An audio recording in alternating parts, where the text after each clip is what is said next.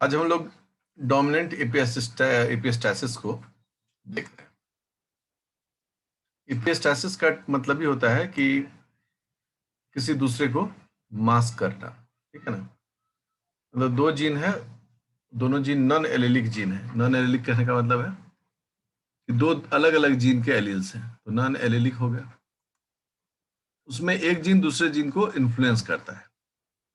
तो इसे यहाँ लिखता है, it is a kind of non allelic interaction between two genes in which non allelic gene mask the phenotype of other gene. ठीक है, मतलब एक जो नॉन एलिलिक जीन है, वो जो मेन फीचर वाला जीन है उसको मास्क कर देता है, लेकिन तब करता है जब वह डोमिनेंट रहता है। ठीक है ना, only in the dominant state. तो अब इसके अंदर में क्या, क्योंकि हम इसको डेफिनेशंस को हम लोग हमेशा कहते हैं कि उदाहरण के माध्यम से समझना आसान होता है। एक एग्जाम्पल इसमें आता है जिसका नाम है fruit colour of summer squash या कुकुरबिटा पेपो। इसमें दो तरह के जीन्स जो हैं उसका विषय बताया गया है। एक है डोमिनेंट वाई जीन और एक है रेसेसिव वाई जीन। जब भी कैपिटल वाई जीन रहेगा तो कलर कैसा दिखेगा? कलर दिखेगा येलो। और जब भी छोटा वाला वाई रहेगा तो कलर दिखेगा ग्रीन। इसका मतलब है कि capital Y dominates over small Y. अब एक नॉन एलिलिक जीन है। अब जो नॉन एलिलिक जीन है उसका नाम है डब्लू। डब्लू डब्लू कोई भी कलर प्रोड्यूस नहीं करता है। It never produce any colour. But जब ये डोमिनेट होता है तो वाई जीन के फीचर को दबा देता है। मतलब उसका कलर होना चाहिए येलो, वो ना होकर उसका क्या हो जाता है, वो नॉर्मल अपना कलर दिखाता है। अब देखो यहाँ इसका जीनोटाइप डब्लू वाई डैश, ठीक है, एक हुआ। दूसरा इसका है डब्लू डैश छोटा वाई दोनों, ठीक है। और तीसरा जो केस है, तीसरा केस में क्या है कि दोनों छोटा डब्लू है और एक वाई कैपिटल है इसमें, डोमिनेटिंग।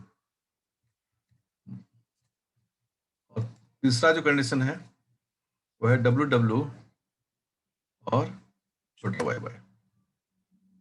अगर एक डब्लू को अभी इग्नोर कर दें, डब्लू को भी इग्नोर करके चलें तो ये कैसा होगा? येलो। उसका नीचे वाला भी कैसा होगा? ग्रीन। दोनों स्मॉल वाई है। उसके नीचे में क्या होगा? येलो। और फिर उसके नीचे में क्या होगा? ग्रीन। मतलब अगर मेंडल को फॉलो करें तो हम लोग को 9 येलो मिलेगा, 3 यहाँ ग्रीन, फिर 3 येलो और एक ग्रीन। तो ये तब मिलेगा जब हम लोग मेंडल्स को फॉलो करेंगे। लेकिन अब मुद्दा क्या है यहाँ पर? तो मुद्दा ये है कि ये एक जो डब्लू जीन आ गया है, ये तो कलर देता ही नहीं, ये तो व्हाइट अपीयर, इसका व्हाइट है। तो इस डब्लू को अगर चेक करेंगे आप तो चारों में यहाँ पर ये डोमिनेंट है, सेकंड वाले में भी डोमिनेंट है, लेकिन बाकी जगह क्या है? वो बाकी जगह रेसेसिव है। नीचे दोनों में क्या है? रेसेसिव है।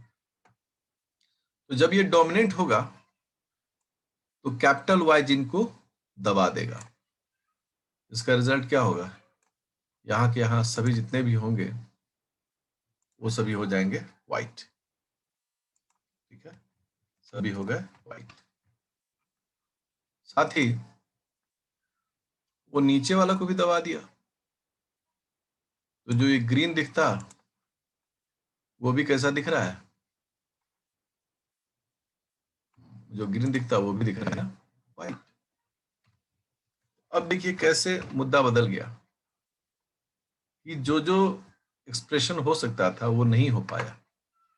क्यों नहीं होया एक्सप्रेशन?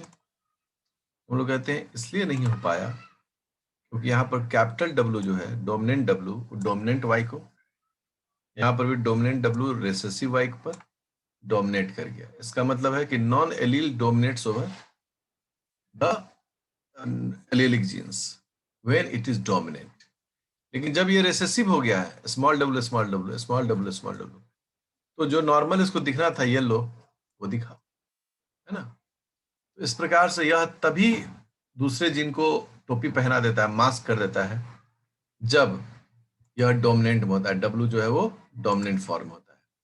रिजल्ट क्या हो गया कि जो 12 ऐसे अपीयर होंगे प्रोबेबिलिटीज, वो वाइट होंगे, और जो 4 होंगे, 4 नहीं 3 येलो होंगे और एक ग्रीन होगा। इसका फिनोटाइपिक रेशियो क्या हो जाएगा? 3 white, 3 yellow, 3 yellow and 1 green. इस तरीके से डोमिनेंट एपिसिस्टाइसिस को हम लोग पढ़ते हैं। एक क्वेश्चन है, a cross was made between a yellow coloured cucurbita pepo with a white colored cucurbita pepo. What is the phenotypic ratio in next generation? Solve it. सबसे पहले तो ये देखना है कि फ्रूट कलर ऑफ कुकुरबिटा पेपो, मतलब ये एग्जांपल जो है वो डोमिनेंट एपिस्टासिस का है। पहला चीज ये हो गया। अब क्रॉस टेबल में जब हम लोग बनाते हैं तो लिखे हम लोगों ने डब्ल्यू दोनों small W capital Y small Y, और इसको क्रॉस कराना है किससे? इसको क्रॉस कराना है capital W small W capital Y small Y. यदि यही क्रॉस कराना है तो हम लोग गैमेट्स तो निकालेंगे ही ना, इसमें कितना गैमेट है। इसमें 1 हेटेरोजाइगस, इसमें 2 हेटेरोजाइगस, इसका मतलब इसमें 2 गैमेट बनेगा और इसमें 4 गैमेट बनेगा। तो हम लोग टेबल जो बनाएंगे वो किसका बनाएंगे? 2/4 का, ठीक है। ठीक है, सबसे पहले 2 जो गैमेट बनेंगे वो बनेगा एक स्मॉल डब्ल्यू कैपिटल वाई, तो हमने बना लिया इसमें स्मॉल डब्ल्यू कैपिटल वाई, और दूसरा जो गैमेट बनेगा स्मॉल डब्ल्यू स्मॉल वाई। अपना ये गैमेट बन के तैयार हो गया। अब इधर जो गैमेट होगा वो जाएगा capital W capital Y, capital W small Y, small W capital Y, और लास्ट वन जो है, ठीक है ना, और सबसे जो लास्ट में है बनेगा स्मॉल डब्ल्यू स्मॉल वाई। इस प्रकार से अगर आप देखते हैं, देख सकते हैं कि ये इस प्रकार से इसका गैमेट अरेंज हुआ है।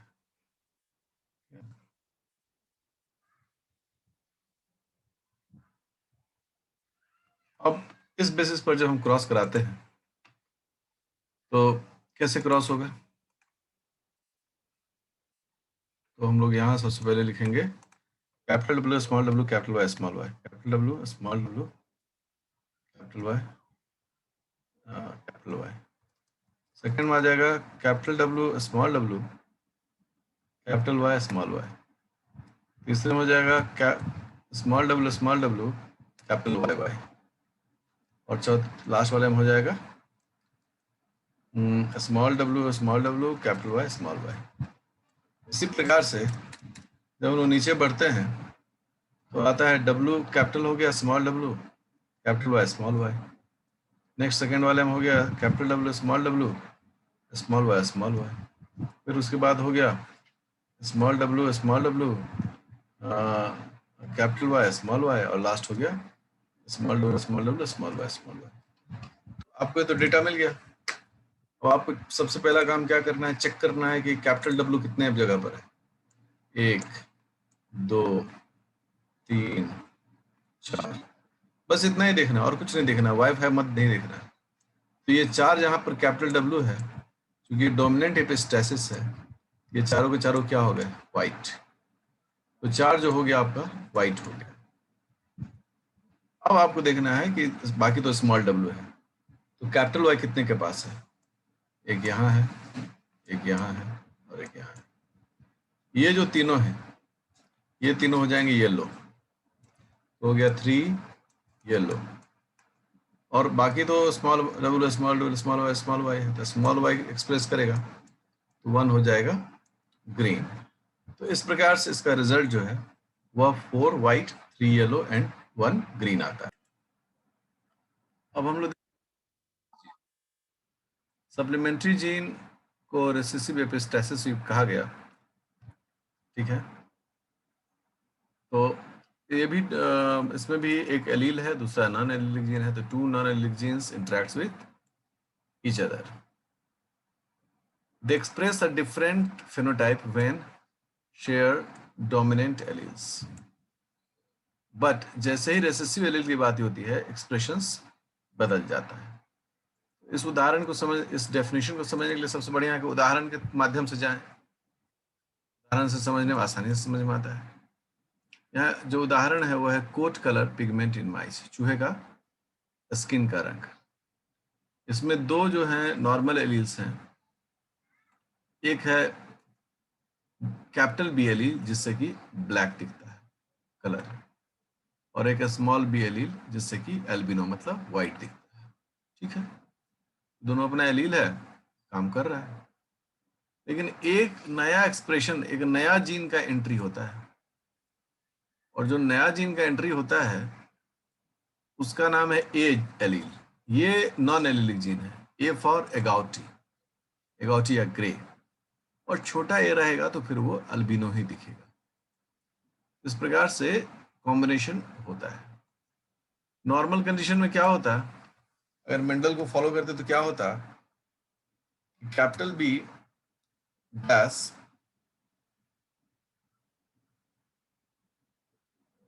कैपिटल लेवल लेते हैं, ठीक है ना, कैपिटल हम दोनों में से किसी को लिख सकते हैं, dash capital B dash.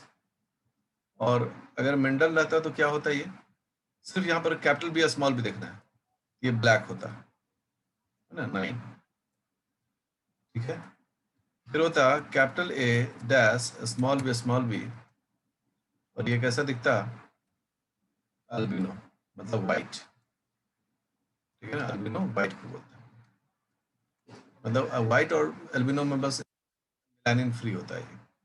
Small ए कैपिटल बी डैश, तो अगर मेंडल होते तो ये कहते कि ये ब्लैक होगा, डोमिनेंट ही है 3। और जब सब स्मॉल रहता तो मेंडल के आधार पर ये बनता अल्बिनो, ठीक है। ये मेंडल के आधार पर ये स्टेटमेंट होता। लेकिन मुद्दा कहाँ फंस गया,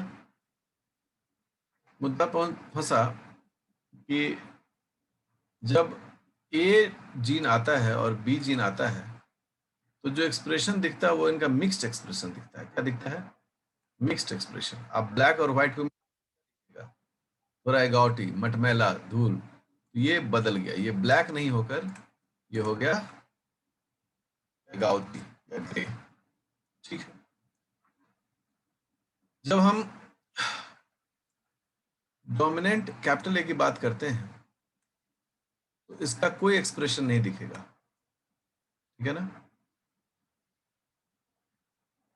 और इसका चूंकि दोनों स्मॉल बी जो है वो एल्बिनो को करेगा तो नॉर्मली एल्बिनो मिलेगा। अब देखिए दोनों स्मॉल ए है, ठीक है, और ये कैपिटल बी है, तो बी अपना एक्सप्रेशन दिखाएगा और क्या हो जाएगा, ब्लैक। और जब सब हो तो फिर से एल्बिनो ही दिखेगा। इसका मतलब क्या है, इसका मतलब स्पष्ट है कि जो जीन है उनका एक्सप्रेशन डोमिनेंट फॉर्म में कुछ नया दिख रहा है, सप्लीमेंट कर रहा है एक दूसरे को, ठीक है ना। जैसे सप्लीमेंट मतलब जैसे रेड और व्हाइट मिला दिया तो पिंक हो गया, उसी तरह के ब्लैक और एगॉटी मिला दिए, मतलब ग्रेइश हो गया, ग्रे कलर का हो गया, व्हाइट थोड़ा मिल गया तो ग्रे हो गया। तो ये एक सप्लीमेंटेशन से यहाँ पर दिखता है, मतलब नॉर्मल इसका एक ज्वाइंट एफर्ट दिख रहा है, ठीक है। लेकिन आप गौर करें कि ये जब सब रेसेसिव फॉर्म में आना शुरू होता है तो फिर एगॉटी को भी वो क्या कर रहा है, दबा दे रहा है। ये जो है वो एगॉटी को क्या कर रहा है, दबा दे रहा है, क्योंकि ए क्या दिखाता है, एगॉटी। तो रिजल्ट क्या हो गया कि ये रेसेसिव जीन जो है, मैं इसको थोड़ा हाईलाइट करता हूँ, ये जो रेसेसिव जीन है दोनों स्मॉल बी, ये क्या किया, एगॉटी कलर को दबा दिया और क्या दिखा, अल्बिनो। इसको हम लोग क्या बोलेंगे, recessive epistasis. That's why it is called recessive epistasis. तो रेसेसिव एपिस्टासिस में दोनों स्मॉल बी मिलकर एगॉटी जो कलर था ए के लिए उसको इसने दबा दिया। तो जब ऐसे कंडीशंस आएंगे तो सिचुएशन में रेशियो का अंतर आना शुरू हो जाएगा। अब क्या होगा, 9 एगॉटी, ठीक है, 4 वाइट मतलब एल्बिनो, ठीक है, और एक जो है, सॉरी 3 जो है वो आ गया इसका ब्लैक। इस प्रकार से इसका रेशियो जो है वो 9:4:3। अगर ब्लैक को बीच में डालेंगे तो 9:3:2 एक्सप्रेशन आएगा। और इसमें जो ये रेसेसिव एपिस्टासिस दिखता है वो तब जब स्मॉल बी दोनों हो और कैपिटल ए मतलब एगॉटी दिखना चाहिए, उसको ये क्या करता है, दबा देता है। इसको हम लोग बोलते हैं कि ये रेसेसिव एपिस्टासिस का एक बढ़िया एग्जाम्पल है, ठीक है। इसके अलावा रेसेसिव एपिस्टासिस का एक और बढ़िया एग्जाम्पल है जिससे आजकल क्वेश्चंस उठ रहा है। अच्छा, H antigen in ABO blood group of human, ठीक है। एच एंटीजन क्या होता है, तो H gene induces the synthesis of structural organization of terminal attachment of sugar, ठीक है। आरबीसी पर जो शुगर जुड़ता है वह प्रॉपरली मेम्ब्रेन से जुड़ा रहे, उसके लिए एच जीन चाहिए। अगर एच जीन नहीं रहेगा तो रिजल्ट क्या होगा कि ये जो एंटीजन है, मतलब जो स्फिंगोग्लाइकोलिपिड है, वह मेम्ब्रेन से जुड़ ही नहीं पाएगा। इसको थोड़ा डायग्राम में हम बनाते हैं। ये हमारा आरबीसी है, ठीक है, और यहाँ पर स्फिंगोलिपिड है, मेम्ब्रेन में ही होता है, ठीक है, और यहाँ पर शुगर रेसिड्यू है, ठीक है ना, क्या है, शुगर रेसिड्यू है। आप सबको भी पढ़ाए हुए तो आपको याद होना चाहिए। और इससे इसको जो है एक जोड़ने वाला जीन है जिससे एक प्रोटीन बनता है और वो क्या करता है, इसको इससे जोड़ता है। ये जो हमने जोड़ा, ये जो है वह एच एंटीजन कहलाता है। क्या कहलाता है, ये एंटीजन। अब सोचो कि अगर ये डोमिनेंट एच जीन है तो ये एंटीजन बनेगा, शुगर इससे जुड़ेगा और ब्लड ग्रुप ओके। लेकिन अगर ये एच एंटीजन छोटा हो, स्मॉल लेटर हो, ये लिंकर जो है वो क्या होगा, यहाँ से गायब हो जाएगा ये लिंकर, और रिजल्ट क्या है कि ब्लड ग्रुप पता नहीं चलता है। इसलिए ये एच एंटीजन टेस्ट भी किया जाता है। अब देखो, कैपिटल एच कैपिटल बी तो blood group B, small H capital B तो ब्लड ग्रुप ओ। है ना यूनिक कि आपका कैपिटल बी है जीन लेकिन फिर भी ब्लड ग्रुप ओ है। क्यों ओ है, क्योंकि जो उसको जोड़ने वाला एच एंटीजन है वो नहीं। इसको लोग बोलते हैं बॉम्बे ब्लड ग्रुप, ठीक है। ये बहुत रेयर मिलता है, लोगों में मिलता है। मेरे जान पहचान में एक विद्यार्थी था, उसको बॉम्बे ब्लड ग्रुप था। अब देखिए, आई capital H capital A blood group A, लेकिन स्मॉल एच कैपिटल ए तो फिर ब्लड ग्रुप ओ, और ये भी क्या कहलाया, बॉम्बे ब्लड ग्रुप। उसी तरह ए बी में capital H A B, A B, और अगर स्मॉल एच है और दोनों कैपिटल ए बी है तो ओ। कॉमन एकदम एक सेंस डेवलप करता है, और वह यह डेवलप करता है कि ब्लड ग्रुप के डिटर्मिनेशन के लिए निश्चित रूप से यह जो कैपिटल आई एच है, मतलब हम लोग एच ही बोल रहे हैं लेकिन उसको कैपिटल आई एच लिखते हैं, आई एच, ये जीन बहुत क्रिटिकल है, ठीक है ना। तभी जो है इसके साथ कैपिटल बी रहेगा तो ओ हो पाएगा, सॉरी बी हो पाएगा। अगर ये कैपिटल एच जो कि लिंक करता है उसको जोड़ता है, अगर ये स्मॉल एच हो जाए तो कैपिटल बी का एक्सप्रेशन होने के बावजूद भी क्या होगा, मेम्ब्रेन से जुड़ ही नहीं पाएगा और मेम्ब्रेन में कोई एंटीजन नहीं मिलेगा। उस ब्लड ग्रुप को हम लोग क्या कहते हैं जिसमें कोई एंटीजन मेम्ब्रेन नहीं होता, उसको हम लोग कहते हैं कि ये ओ है। इस प्रकार का एक्सप्रेशन जो है उसको जब हम लोग गौर से बारीकी से देखते हैं तो क्या हमको मिलता है, कि हमको ये मिल रहा है, यहाँ पर देखना सब लोग अच्छे से, यहाँ पर सब लोग गौर से देखोगे कि जो रेसेसिव जीन है, ये रेसेसिव ही हो गया ना, इट डोमिनेट्स ओवर ए। यहाँ ब्लड ग्रुप ए होना चाहिए था, लेकिन क्या हो गया कि स्मॉल एच जो है वो डोमिनेट कर गया किस पर, ए पर। मैं इसको थोड़ा सा इस पर लिखूं यहाँ ब्लैक बोर्ड पर, तो कैपिटल एच कैपिटल ए, आई हम छोड़ दे रहे हैं, तो ब्लड ग्रुप ए, लेकिन स्मॉल एच और कैपिटल ए, तो स्मॉल एच ने क्या किया, कैपिटल ए को डिस्कार्ड कर दिया और यहाँ पर क्या हो गया, ब्लड ग्रुप ओ। इस प्रकार से जो रेसेसिव जीन है उसने अपने एक्सप्रेशंस को डोमिनेट कर दिया यहाँ पर, and that's why it is called recessive epistasis, ठीक है। सप्लीमेंट्री इसलिए कहा गया कि बी और ए मिलकर एगॉटी बनाता है। तो ये जो सेंस है इसको हमेशा फॉलो करना पड़ेगा और इसको मतलब अभ्यास करना होगा।